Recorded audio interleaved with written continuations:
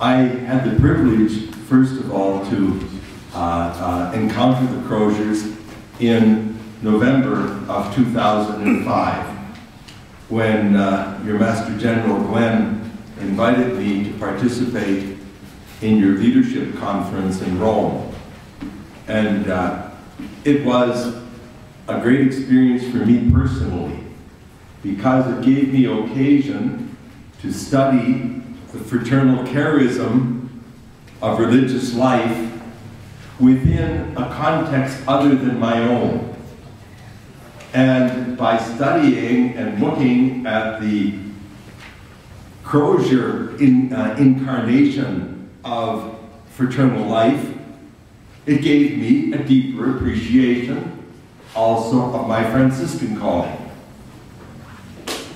In 2005, the primary focus of my intervention with the Croziers was speaking about the fraternal charism within the theology of communion, within the communion of the church. And as I stressed in my last intervention, there has been a massive change. There has been a paradigm shift in the church's self-understanding, that from the time of Constantine the Great until the Second Vatican Council, there had never been such a paradigm shift in the church's self-understanding. The church in the Second Vatican Council period came to see that the church subsists, that the church exists in hundreds and even thousands of different cultures. And therefore, she came to see the role of the church in bringing unity to humanity. And as a consequence, she came to understand herself as a communion of communions. That at the very heart of being church is the call to communion. And therefore, how do we maintain within all these local churches, these hundreds, I don't know exactly how many even dioceses there are in the church right now, but it's probably 2,700 or 2,800 dioceses, all these local churches. How then do we build the unity, that each one is a communion? And then how do we build the communion of all of these within the world? But she came to understand herself as communion. The next, this was the focus for me of much of my work as General Minister of the Capuchins, and to re-centralize fraternal life at the heart of what it means to be Franciscan in the world. Around the year, just before the year 2000 though, particularly with the, I began to see that the question is deeper than simply being brothers. That fraternal identity doesn't only touch the way we relate to one another, but it also profoundly affects the way we relate to the world. And then Pope John Paul II wrote his letter, Novum Millennium Uniunte. And in there, Article 42, he's got that powerful statement that the church must be the school, the home and school of communion for the world. It's a most powerful image of the church. But then he adds that this will be a sham unless the church also develops a spirituality of communion.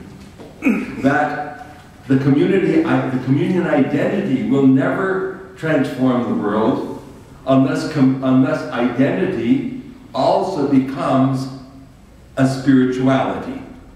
Well, that caused me then to start analyzing what is spirituality. And one of the easiest working definitions I was able to find of spirituality is Spirituality is an identity in action. When you act out, if we can identify what gets you on your feet, what drives, what puts passion in your life, you'll find your spirituality. One author that I read, not all of you will know this performer, her name was Janis Joplin. Janis Joplin, you have to be old to know Janis Joplin. She's from the 1960s. But she was a performer, but this author said she had a very strong spirituality. It was a spirituality of drugs and sex. And it drove her to action and took her life. She eventually overdosed and committed suicide. She had a spirituality. It wasn't a spirituality we might like, but it made her very passionate about life. So therefore, a spirituality is not necessarily Christian. A spirituality is not always constructive, but a spirituality does drive us to action. John Paul II says, we need a spirituality of communion, where there is a passion for building the communion of our world, and that it has concrete form. It's just not, if we use the language of Benedict XVI in his latest encyclical letter, it is not simply passionate love, but it is a passionate love founded in the truth of who we are. Because when love is married to truth, then it transforms. It becomes a transforming reality. So we have to find, anyway, John Paul II taught me the need to see this in the context of spirituality. Well, of course, that's a strong endorsement of our ancient traditions. We do have a spiritual tradition, but our spiritual tradition cannot simply be obtained by going to the past. It has to be run through the lens of communion today. It's not sufficient to say, oh yes, Croziers are fraternal. They have always been fraternal through their history. So have Franciscans.